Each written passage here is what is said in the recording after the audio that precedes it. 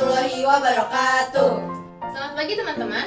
Kami dari kelompok 2 ingin mempresentasikan tentang MEE dan konflik Palestina dan Israel. berikut penjelasannya. Cekidot! Masyarakat Ekonomi Eropa atau European Economic Community merupakan organisasi ekonomi regional negara-negara di kawasan Eropa yang terbentuk pada tahun 1957. Pembentukan MEE dilatar belakangi oleh kondisi ekonomi dan politik negara-negara Eropa pasca Perang Dunia II yang mengalami perpecahan dan kekacauan. Selain itu, beberapa negara Eropa menginginkan sebuah kerjasama ekonomi dan politik untuk meningkatkan kesejahteraan dan perdamaian masyarakat Eropa. Pembentukan MEE berawal ketika Prancis dan Jerman Barat memiliki keinginan untuk melakukan kerjasama dalam sektor industri baja dan batubara. Pada tahun 1950, keinginan Prancis dan Jerman dapat terrealisasi dengan penandatanganan European Coal and Steel Community. Keenam negara yang tergabung dalam ECSC biasa disebut dengan The Six State. Pada perkembangannya, The Six State ingin memperluas kerjasama ekonomi dengan cara mengajak negara-negara lain di kawasan Eropa. Usulan kerjasama The Six State mendapat respon positif dari 9 negara Eropa lainnya. Pada 1 Juni 1955, The Six State mengadakan pertemuan di Messina, Italia, untuk membahas rencana kerjasama ekonomi antar negara-negara Eropa. Pertemuan ini menghasilkan keputusan pengangkatan Menteri Luar Negeri Belgia yaitu Henry Spaak sebagai Ketua Komite Badan Kerja Sama Ekonomi Negara-Negara Eropa.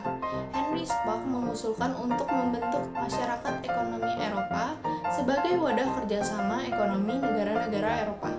MEE secara resmi terbentuk pada 25 Maret 1957 setelah usulan Henry Spaak disepakati oleh 15 negara Eropa dalam Perjanjian Roma tahun 1957. Pada awal terbentuknya, MEE mempunyai 8 anggota yaitu Denmark, Inggris, Prancis, Italia, Spanyol, Belanda, Jerman, dan Portugal. Lalu, 8 negara yang tergabung ke dalam MEE kemudian mengalami penambahan ketika MEE berganti nama menjadi Uni Eropa. Yang dulu awalnya hanya punya 8 anggota, sekarang MEE mempunyai 27 negara yang tergabung dalam Uni Eropa, yaitu Austria, Belanda, Belgia, Bulgaria, Republik Ceko, Denmark, Estonia, Finlandia, Jerman, Prancis, Hongaria, Irlandia, Italia, Kroasia, Latvia, Lituania, Luxembourg, Malta, Polandia, Portugal, Rumania, Siprus, Slovenia, Spanyol, Swedia, dan Yunani. Perubahan nama tersebut dikarenakan semakin hari masyarakat ekonomi Eropa semakin berkembang, sehingga banyak sekali negara yang menginginkan untuk bergabung dalam organisasi perekonomian ini. Dengan banyaknya negara Eropa yang ingin bergabung dalam organisasi ini, masyarakat ekonomi Eropa atau MEE harus melalui beberapa kali amandemen, yang mana berakhir dengan diubahnya nama organisasi yang semula bernama Masyarakat Ekonomi Eropa atau MEE menjadi Uni Eropa (UE). Perubahan ini disesuaikan dengan jangkauan negara yang menjadi anggota. Adapun beberapa persyaratan yang harus dipenuhi untuk menjadi negara anggota Uni Eropa. Tujuan MEE dalam buku sejarah Eropa dari Eropa kuno hingga Eropa modern tahun 2012 karya Wahyu Dijaya, pembentukan MEE memiliki tujuan sebagai berikut. Yang pertama, menciptakan kemitraan ekonomi antara negara-negara Eropa. Yang kedua, meningkatkan kesejahteraan masyarakat Eropa. Yang ketiga, memberlakukan perdagangan bebas di kawasan Eropa. Yang keempat, meningkatkan solidaritas dan kepedulian antara negara-negara anggota. Yang kelima, melakukan perlindungan terhadap industri dan produk dari negara-negara anggota MEE. Program MEE menerapkan beberapa program utama untuk mencapai tujuan-tujuan tersebut. Yang pertama, membangun common market atau pasar bersama berdasarkan kebebasan lalu lintas barang, modal, jasa, dan tenaga kerja. Yang kedua, penghapusan hambatan-hambatan non-tarif. Yang ketiga, menerapkan perjanjian multi-fiber arrangement dalam rangka melindungi industri tekstil Eropa. Keanggotaan Uni Eropa terbuka bagi semua negara dengan syarat negara tersebut berada di kawasan benua Eropa. Negara tersebut harus menerapkan prinsip-prinsip demokrasi, penegakan hukum, menghormati hak asasi manusia atau HAM, dan bersedia menjalankan segala aturan perundang-undangan Eropa. Ini saya akan menerangkan tentang konflik Israel dan Palestina. Konflik ini berasal dari keputusan PBB yang mengakhiri mandat pemerintahan Inggris di wilayah Palestina dan kemudian membagi wilayah Palestina menjadi dua negara. Lalu sikap arogan Israel yang ingin menguasai seluruh wilayah Palestina berubah menjadi kerusuhan yang memicu terjadinya perang dalam skala yang lebih luas. Alur dari konflik ini sangat panjang dan rumit. Yang pertama adanya konflik dalam Injil. Konflik pertama kali terjadi di wilayah ini pada abad 15 sebelum Masehi. Lalu selama berabad-abad, wilayah ini dikuasai dari kerajaan ke kerajaan lainnya, yaitu kerajaan Assyria, Persia, Romawi, dan juga Arab. Pada tahun 1948 hingga 1967, Perang Arab-Israel. Mesir menguasai Gaza pada 1967 dan Israel merebut kembali Gaza. Lalu pada tahun 1993, Perjanjian Oslo, kesepakatan menarik tentara Israel dari wilayah Gaza pada 1994. Lalu pada 2004, militan membakar kantor Dinas Intelijen Palestina di Gaza.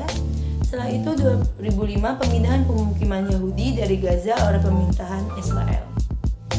Selanjutnya, pada 26 Januari 2006, Hamas menang pemilihan legislatif Palestina. Lalu, Juni 2006, militan Palestina menyerbu ke wilayah Israel. Kemudian, pada tahun 2007, Hamas menyatakan diri sebagai penguasa Gaza. Fatah mempertahankan kekuasaan di tepi barat. Lalu, pada 27 Desember 2008, operasi militer selama 3 minggu, Israel melancarkan serangan ke Gaza. Kemudian pada tanggal 27 April 2011, Hamas dan Fatah kembali mengumumkan satu pemerintahan bersatu. Lalu, pada tanggal 18 Oktober 2011, kesepakatan Israel untuk membebaskan 1027 tahanan Palestina. Lalu pada tanggal 14 November tahun 2012, militer Israel menewaskan Ahmed Jabri selaku ketua operasi Hamas. Kemudian pada tanggal 2 Juni tahun 2014, Hamas dan Fatah bersatu dalam pemerintahan. Lalu tanggal 12 Juni terjadi penculikan 3 anak remaja Israel dan dibunuh, yaitu yang bernama Eyal Yifrach, Gilad Sar, Naftali Frankel. Lalu selanjutnya pada tanggal 2 Juli 2014, seorang remaja Palestina diculik dan sejam kemudian mayatnya ditemukan. Kemudian pada tanggal 7 Juli tahun 2014, Operation Protective Edge, operasi militer Israel yang masih berlangsung. Kemudian pada tanggal 30 September tahun 2015, bendera Palestina untuk pertama kalinya berkibar di markas besar PBB New York. Hingga saat ini, konflik antara Israel dan Palestina masih berlangsung. Salah satu penyerangan yang baru saja berlangsung adalah Hamas yang menembak rudal darat SA-7 untuk menghadapi jet-jet tempur Israel pada Minggu tanggal 4 Desember tahun 2022. Lalu pada hari Kamis tanggal 26 Januari 2023 kembali terjadi aksi saling serang antara Palestina dan Israel, yaitu penembakan 2 roket dari jalur Gaza menuju Israel Selatan. Peran Indonesia dalam konflik Palestina-Israel. Yang pertama, Indonesia menyerukan persatuan di antara negara-negara Organisasi Kerjasama Islam atau OKI untuk fokus memerdekakan Palestina melalui State Solution. Yang kedua, mendesak DKPBB untuk segera menghasilkan resolusi konflik. Apabila hal ini tidak memungkinkan, Indonesia bisa mendesak digelarnya sidang umum Majelis PBB menanggapi konflik tersebut. Ketiga, Indonesia juga mengambil langkah menarik dengan mengeluarkan joint statement bersama Malaysia dan Brunei Darussalam. Bantuan Indonesia terhadap Palestina. Yang pertama, pada 2019, Indonesia memberikan bantuan $1 juta Amerika Serikat kepada para pengungsi di Palestina melalui UNRWA. Dan juga telah dilaksanakan serangkaian pelatihan peningkatan kapasitas kepada pemerintah rakyat Palestina, khususnya di bidang makroekonomi dan entrepreneurship. Yang kedua, tahun 2020, Indonesia memberikan bantuan melalui United Nations Relief and Work Agency for Palestine Refuge in the Near East sebesar $1 juta Amerika Serikat dalam rangka penanganan COVID-19. Yang selanjutnya, pada tahun 2021, pemerintah Indonesia memberikan sejumlah bantuan terhadap Palestina. Dirjen Kerja Sama Multilateral, Kementerian Luar Negeri, Febrian Alpianto Rudyard, mengatakan bantuan itu akan diberikan melalui Palang Merah Indonesia, salah satunya senilai $500.000 atau setara dengan 7,1 miliar. Selain dari ketiga bantuan tersebut, masih banyak bantuan yang diberikan oleh masyarakat Indonesia yang dikumpulkan melalui beberapa platform, seperti Twitter, Instagram, kitabisa.com, dan lain-lain. Jadi tindakan yang dilakukan oleh Indonesia telah memperlihatkan bahwa Indonesia berada pada pihak Palestina. Namun dalam konferensi pers di Jakarta, Selasa, 25 Oktober 2022, Perdana Menteri Palestina berharap Indonesia tidak menjadi penengah dalam konflik panjang negaranya dengan Israel. Karena masalah utama dalam konflik kedua negara tersebut bukan tentang mediasi, melainkan niat Israel yang tidak mengakhiri pendudukan ilegal atas Palestina. Sekian presentasi dari kelompok kami. Mohon maaf apabila ada salah kata. Jangan lupa kerjain kuis kelompok kami ya. Wassalamualaikum warahmatullahi wabarakatuh. Dadah.